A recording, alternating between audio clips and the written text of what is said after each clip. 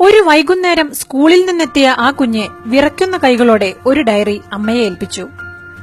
ആ ഡയറി തുറന്ന് അമ്മ ഇങ്ങനെ വായിച്ചു: നിങ്ങളുടെ മകന് ബുദ്ധി കൂടുതലാണ്. അവനെ പഠിപ്പിക്കാനുള്ള സൗകര്യങ്ങൾ ഞങ്ങളുടെ സ്കൂളിലില്ല. അതുകൊണ്ട് നിങ്ങൾ അവനെ ഇവിടെ നിന്നും കൊണ്ടുപോകണം.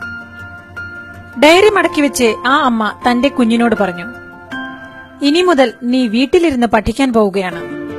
നിന്നെ ഞാൻ എനിക്ക് കഴിയുന്നതുപോലെ പഠിപ്പിക്കും. തന്റെ തുച്ഛമായ വരുമാനം കൊണ്ട് വീട്ടിൽ തന്നെ മകനു വേണ്ടി അമ്മ ഒരു പരീക്ഷണശാല ഒരുക്കിക്കൊടുത്തു. പരീക്ഷണങ്ങൾ നടത്തി ആ കുഞ്ഞ് വളർന്നു. 1098 കണ്ടുപിടുത്തങ്ങൾ നടത്തി ലോകത്തിലെ ഏറ്റവും മികച്ച ശാസ്ത്രജ്ഞൻ എന്ന ഖ്യാതി നേടിയ തോമസ് ആൽവ എഡിസനായിരുന്നു ആ ബാലൻ. മനുഷ്യജീവിതത്തെ തന്നെ മാറ്റിമറിച്ച ഒട്ടേറെ കണ്ടെത്തലുകളുടെ പിതാവ്.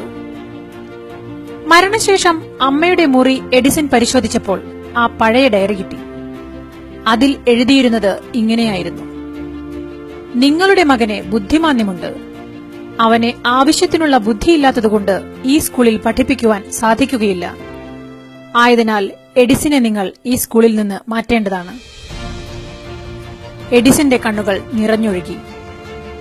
തോമസ് ആൽവ എഡിസൺ എന്ന സയന്റിസ്റ്റ് ലോകത്തിനു മുന്നിൽ എഴുന്നേറ്റ് നിന്നതിന്റെ കാരണം അവന്റെ അമ്മയായിരുന്നു, അമ്മയുടെ വാക്കുകളായിരുന്നു.